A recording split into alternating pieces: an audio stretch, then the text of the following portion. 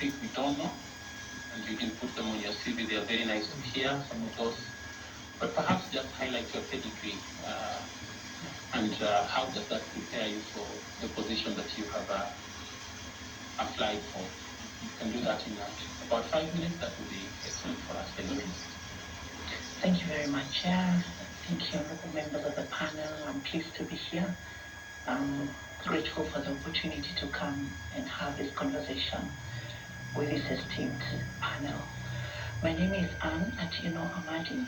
I'm an advocate of the High Court of Kenya for the last 34 years, 20 of which have been in public service. The rest have been in private practice, in civil society, and consultancy.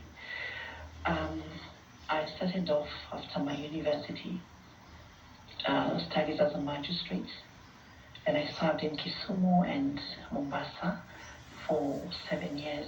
And after that, I went into private practice for another 7 years.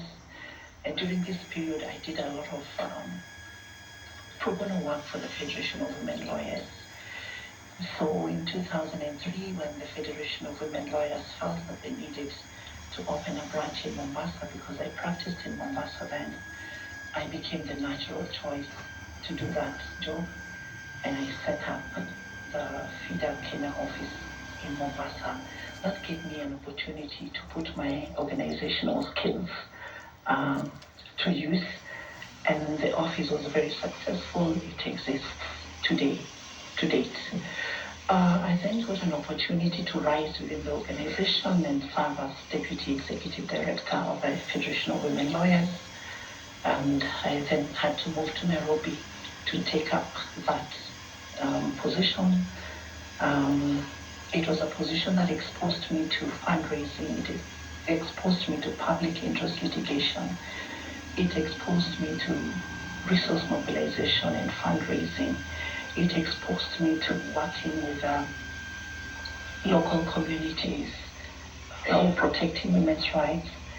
And part of the outcome of that is that even long after I had left the organization, I got the opportunity to prepare a voters manual for women for the organization at that time, which is useful for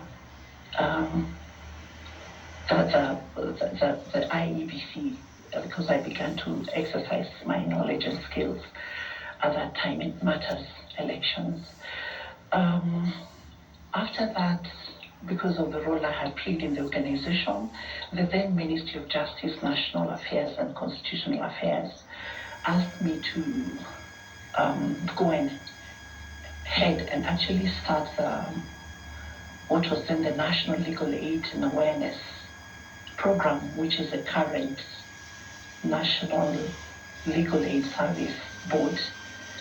And my role was primarily to work with different actors, mainly civil society actors who were engaged in legal aid.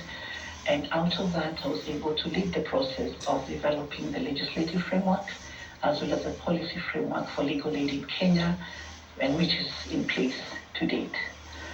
The opportunity to serve in the judiciary came in 2014. That was my last major engagement. I served in the judiciary as a chief registrar for 10 years, starting 2014 to 2024, when my term ended. I served for 2 terms under 3 chief justices, and that role being as challenging as it was, because the role of the chief registrar of the judiciary has very many angles to it. The chief registrar is also the secretary to the Judicial Service Commission. That means then that you're also serving as a secretary to a board, so to speak.